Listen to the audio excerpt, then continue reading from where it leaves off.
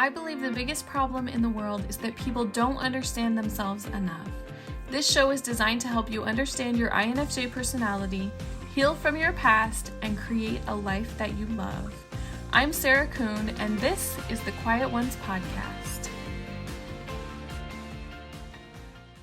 Hi there. Welcome, welcome, welcome. I'm so glad that everybody's here. We'll give everybody just a minute to find us, to get on to the live stream. It's very Tuesday type of, well, it's a very Monday type of Tuesday for me, I guess. I had to take my niece to the airport this morning, so I had to get up at like 4:30 in order to get her there. So I'm like still with my iced coffee because 4:30 in the morning comes really, really early. That's for sure. So, all right, we'll go ahead and get started. I just have to find my slides. Here we go. All right, so today we are talking about how to attract readers and grow your audience of engaged superfans. Just some housekeeping real quick. We'll be here every day this week at 12 p.m. Eastern Time, noon Eastern Time. If you haven't yet, make sure that you get access to all of the extras. There's some PDFs. There's all the videos in one place. It's totally free. You can go to infjwoman.com/challenge, and there's a link there to sign up. And that's the portal from a program that's called Thinkific. It just has everything all there together. So today we're going to talk about how to attract readers and grow your audience of engaged superfans. When I first started my blog, we talked about this yesterday. If you didn't join us yesterday, make sure you go back and watch video number 1. This is my blog, INFJ Woman. And when I first started it, I was obsessed with how many people were reading it. And I mean, like, for the first 2 years, I was obsessed. I was glued to the analytics. And if they weren't going up, if the views weren't going up, the page views, and then the unique page views, I was a mess. I was worried. I was panicking. And part of it, I feel like, is this mentality from, I've worked in digital marketing for about 10 years, and there's always this mentality of we need more. We need more views. We need more likes. We need more leads. So it always has to be trending upward. It can't be trending downwards. So I was obsessed with it. I was constantly looking at it, and that was all that I was worried about. And if it wasn't going the right direction, then I was like completely panicked. But then I realized after a while that that was totally the wrong way to look at it. That it didn't matter how many people were reading my blog, really. It didn't. All it mattered was that I was helping the people that were reading my blog. The key to success isn't a million views on your blog. It's not even a billion views. The key to success is an engaged audience. When you have a really engaged audience, you can have 100 people that are really engaged and make $100,000 a year. That's really all that you need. If income is what you're looking for, even if it's just like a side hustle, all you need is 100 people who are true super fans, who are really engaged. You can have a profitable business with that. You don't need a million views or a billion fans. You just need a few. I started thinking about this because I should have put a slide in here, but it just occurred to me. One of the things that really made me think about this is the band that I like. If you've been around my podcast, my blog, I talk about New Kids on the Block. I love them.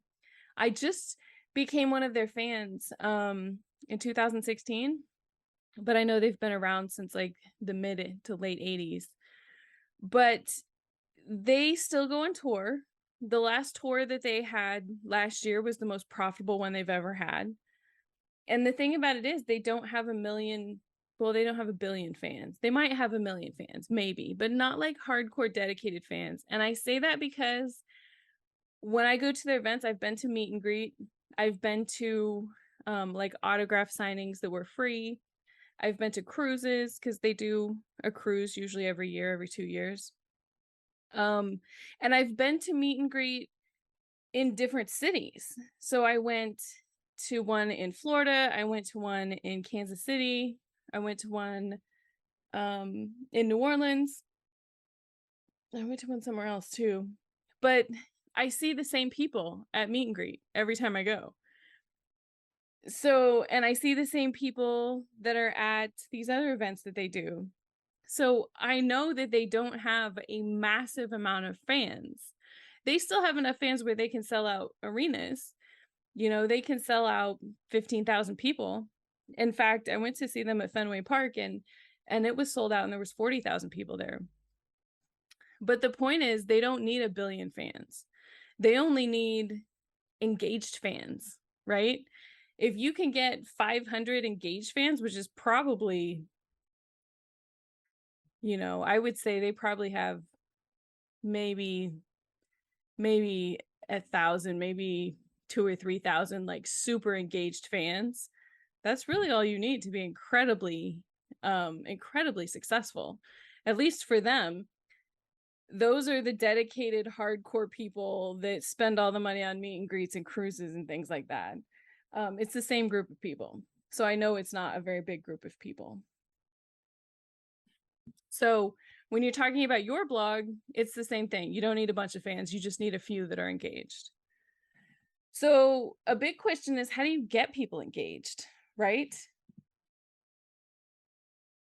The biggest thing that I've learned to get people engaged is radical empathy. This is something that I'm borrowing from Kathy Heller because she talks about it all the time, and I absolutely love it. So when we think about empathy, empathy is the ability to understand and share the feelings of somebody else. For us as INFJs, we kind of have a superpower here because we do this naturally. We're always thinking about other people and we can feel their emotions without even trying to feel their emotions, right? So when we do try to feel their emotions, when we do show up for them, it gets to that point where it's radical, right? We're thinking about them and we're trying to show up for them, thinking about what they need, thinking about what they want. And then when you do all of that and then you show up in a way that you know is going to support them, that's all that you need to build these engaged, amazing fans. You have to show up for people. And that means showing up for them in your blog and showing up for them however you promote your blog. Most people promote them through social media. So it's not just using social media as a business tool. It's not just using your blog as a business, but it's thinking about what people need, thinking about what they want, thinking about how you can help them the most, and then showing up for them and giving them that support. That's really all that you need to build an engaged audience. So this is my example of giving a graphic designer too much too much time and too many assets. So this is supposed to be, I think it's a light, honestly, because I wanted to tell you a story about a lady that I talked to at the electric company that was like the perfect example of radical empathy. So I don't know about you, but I hate calling like the cable company, the electric company. It's just always a fiasco. But recently, I moved into a new apartment in May of last year. And so when I did, I called the electric company and I told them that I had moved, and they're like, okay, we get your account set up. You're totally fine. You'll get a bill, but it could be, 6 to 8 weeks before you get your first bill. And I was like, totally fine. So after about 3 months, I noticed that I hadn't gotten a bill, and I called them and they're like, oh yeah, we'll send you a bill. No big deal. And I was like, okay. So then it was probably 5 months had gone by and I hadn't gotten a bill, and I was like, oh no, this is going to be really bad. I don't really want like a $1,500 electric bill. So I called them again and I explained the situation, everything that had happened to this lady.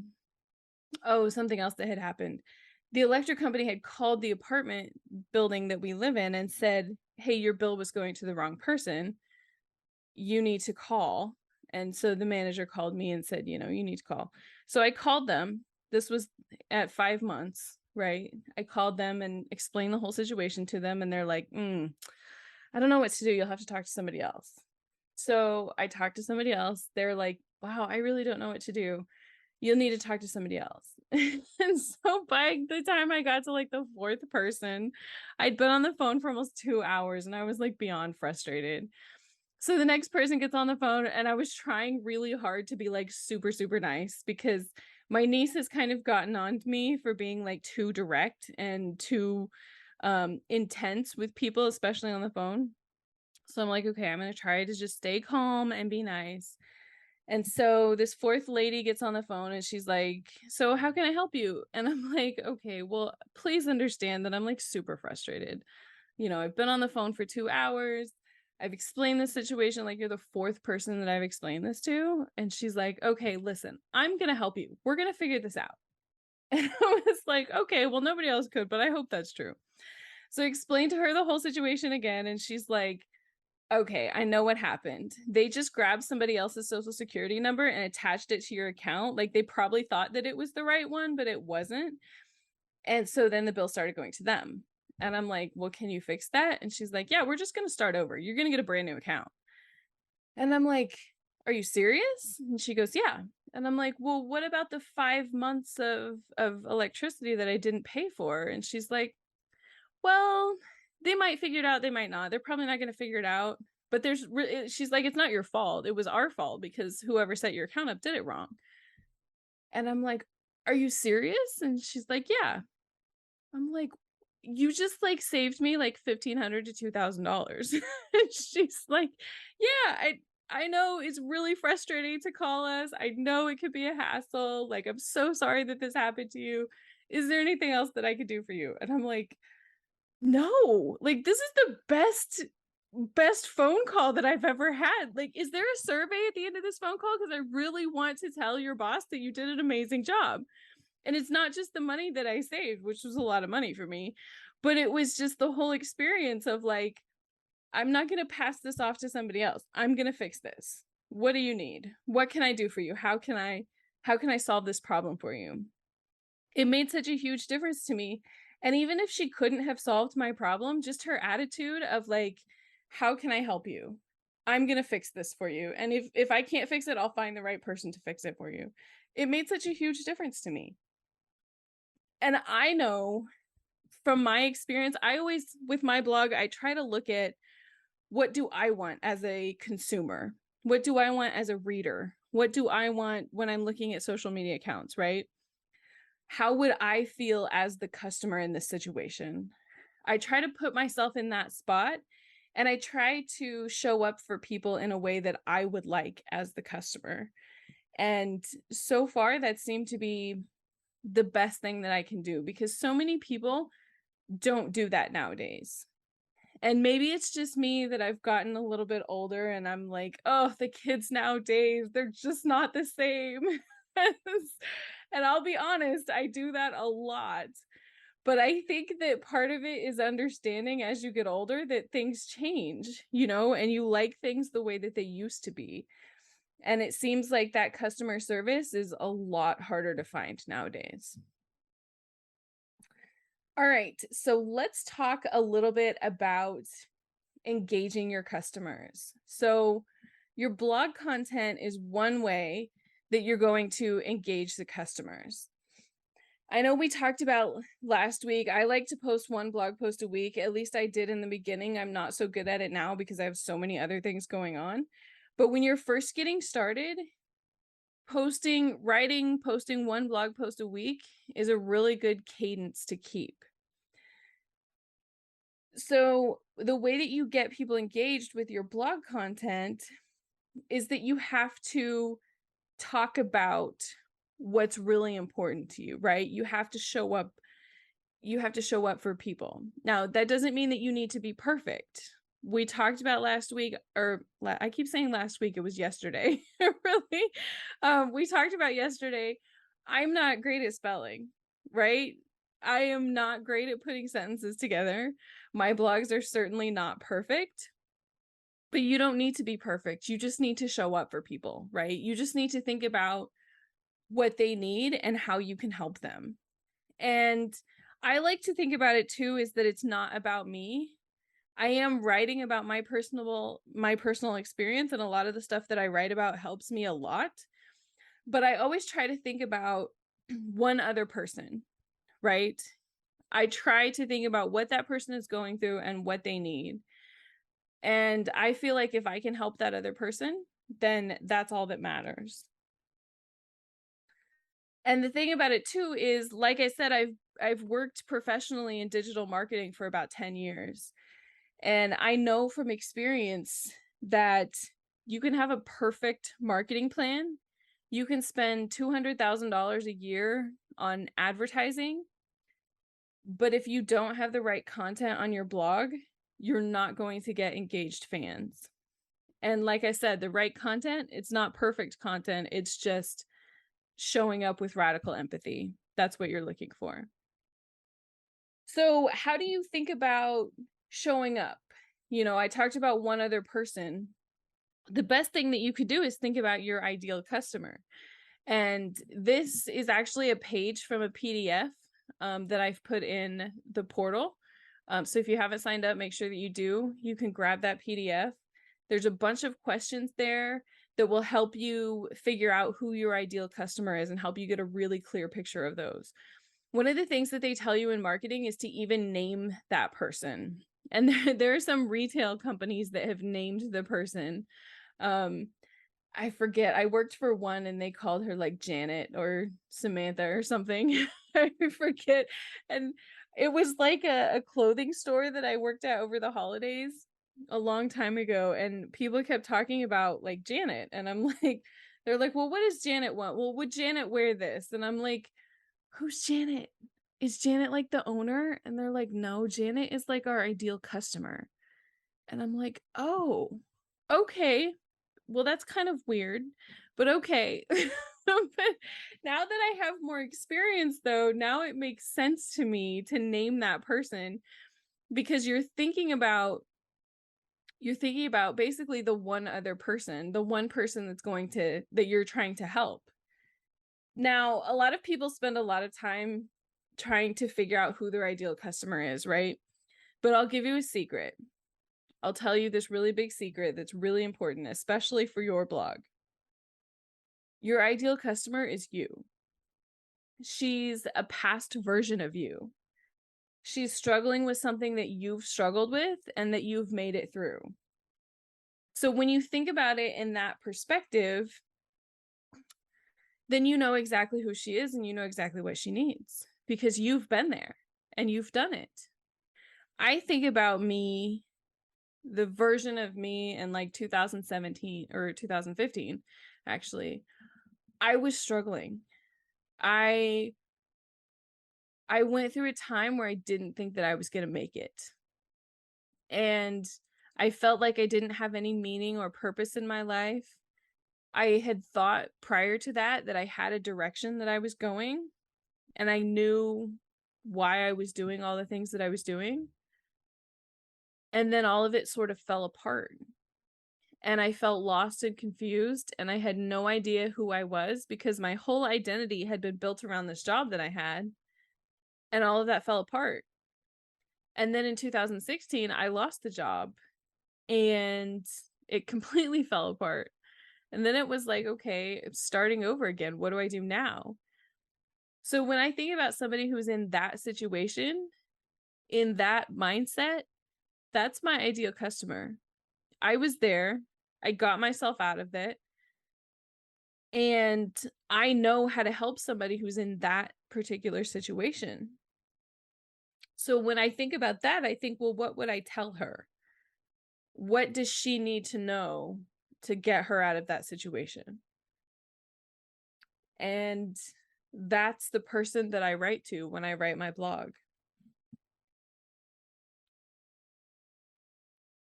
So it's a past version of you. The next part of this will help you figure out how you're going to find your engaged audience. So you have to think about this person. Where does she hang out? What does she like to do? Where does she spend her free time? Now, the vast majority of us spend a lot of our time on Instagram, Facebook, Pinterest, maybe some other places. If social media is not for you, that's okay. We can still be friends.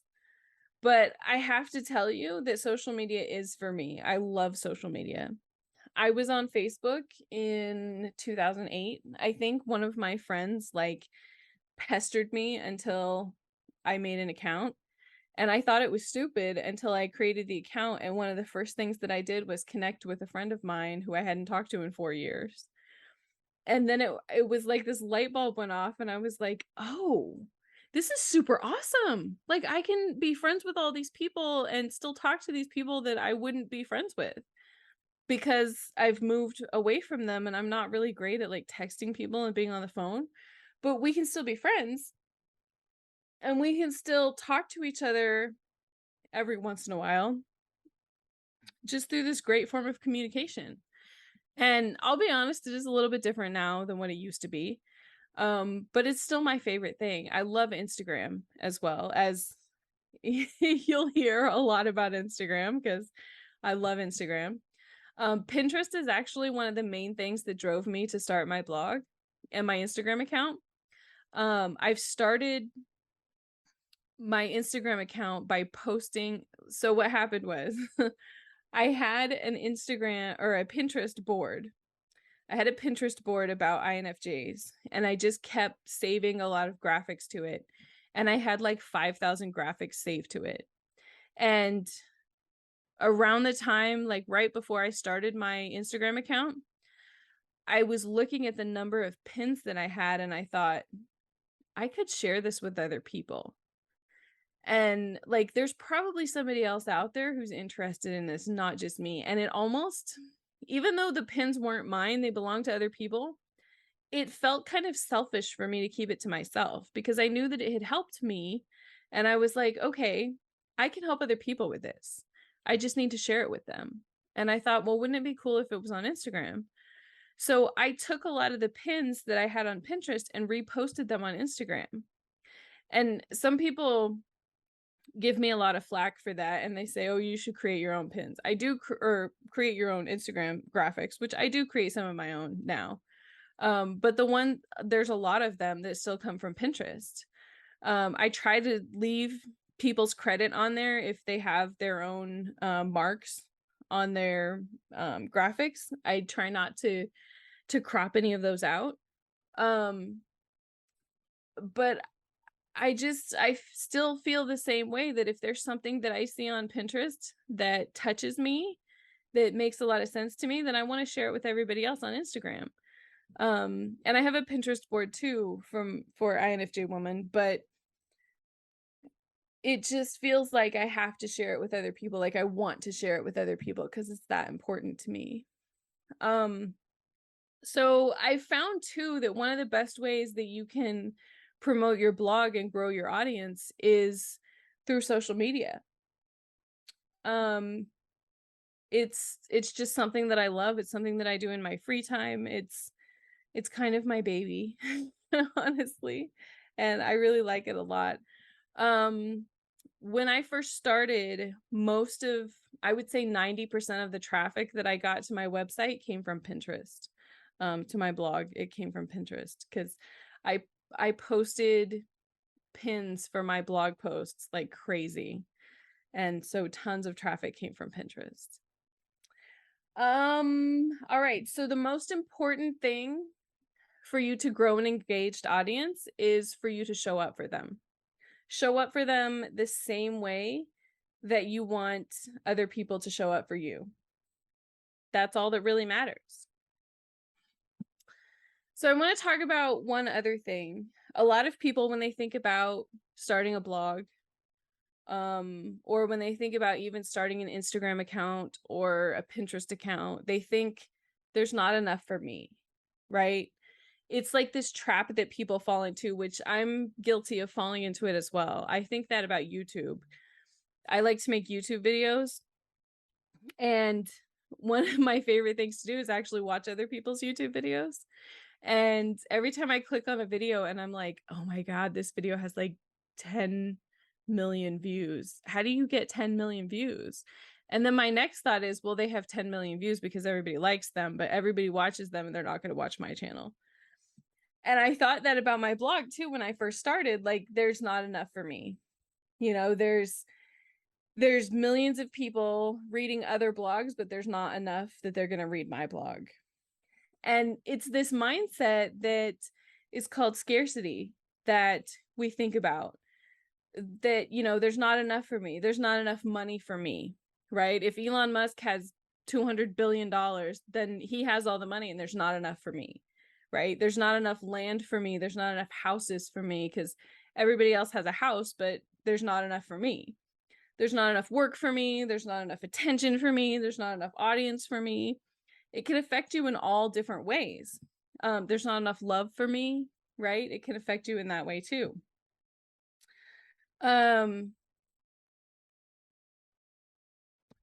So I think about one of my favorite podcasters. Her name is Kathy Heller. I've talked about her quite a bit. She has like 25 million people. That was the last time that I heard the number. She probably has closer to 50 million people now that listen to her podcast. So when I started a podcast, I was like, is anybody going to listen to it? I mean, 25 million people listen to her podcast. Why would they listen to mine? And hers is like really good, but she has this whole team of people that work for her. And my podcast is just me sitting in front of my computer with a microphone. That's it. I do everything. But at the end of the day, you know, I started thinking about how many podcasts I listen to. And honestly, I'm going to stop sharing my screen for a second because I'm going to pull up my podcast app and I'm going to show you how many podcasts I listen to. So don't judge me for some of these because they're probably not your type of podcast, but that's okay. We can still be friends. But you see all the podcasts that I listen to? There's a bunch of them, right? It's not like I just listen to one podcast and that's it. I listen to, what is there? There's probably 20 different podcasts on there.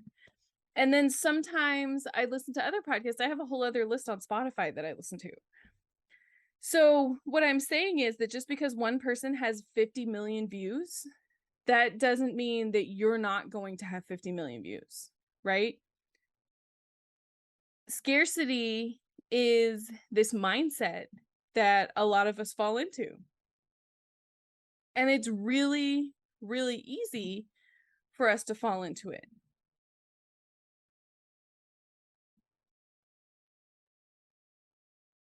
The scarcity mindset is always thinking there's not enough for me. And when you live in that mindset, you get what you look for. If you look for scarcity, you'll see it. You'll find it. And I really believe that you create it. It's kind of like when you buy a new car. I bought a new car. Well, it wasn't new, it was used, but it was only like a year old. I bought it in 2018 in like March, I think.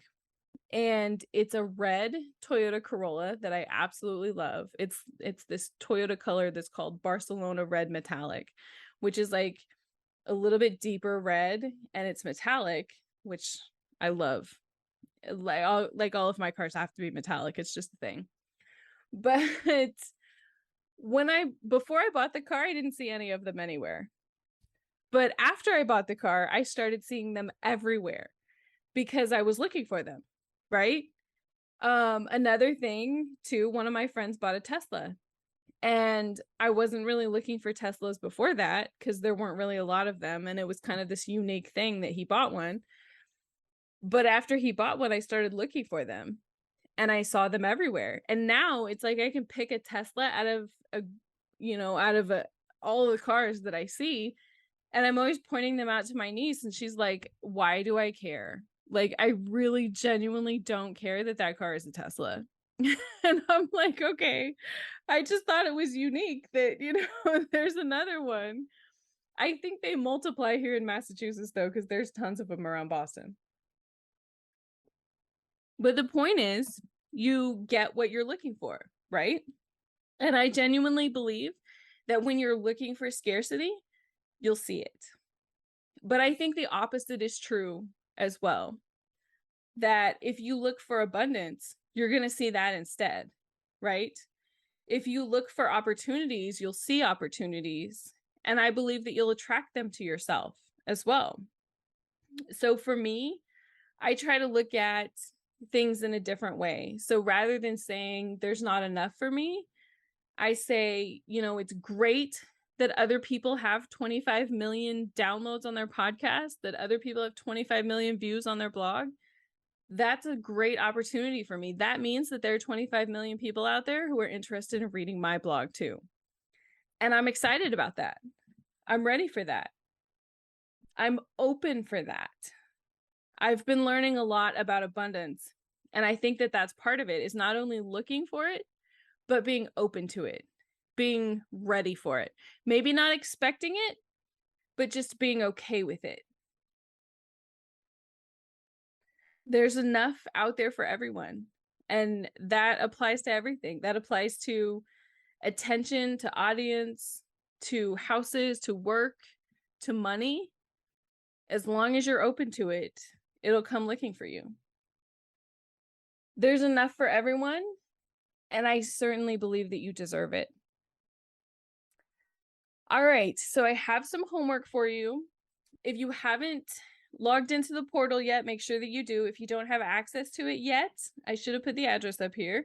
But you can go to infjwoman.com/challenge, and there'll be a link for it in the video description too, so that you can get access to it. Download the PDF from the portal, which is all about your ideal customer. And I wanted to tell you to try not to get overwhelmed with this, right? It's not supposed to be this difficult, excruciating thing to do, especially because we're going to meet back here again, same time tomorrow. It doesn't need to be something that you spend an enormous amount of time on. I just want you to think about the customer that you're really trying to reach. Think about some of the most difficult things that you've been through, which can be really hard. I'm not gonna lie. Even just talking about it today, it's like taking myself back to that time that was really difficult in my life, and it's not easy to go back there. So don't stress yourself out talking about or thinking about it. Just think about who it is that you want to help. That's the best thing to do. Okay, so I will meet you back here, same time, same place tomorrow, and we're going to talk about how to persevere through failure and to reach your goals. There have been so many times in my blog that I thought I was a failure. I thought nothing was ever going to be okay. And so many times that I was like, ugh, I'm just ready to quit. Like, I'm over it. I'm done. I can't do it anymore. But I'm so glad that I kept going. And kind of like what I was talking about yesterday, it seems like always, every time I get to that point, there's somebody who shows up and says, thank you so much for doing this. You really helped me, and I really appreciate it.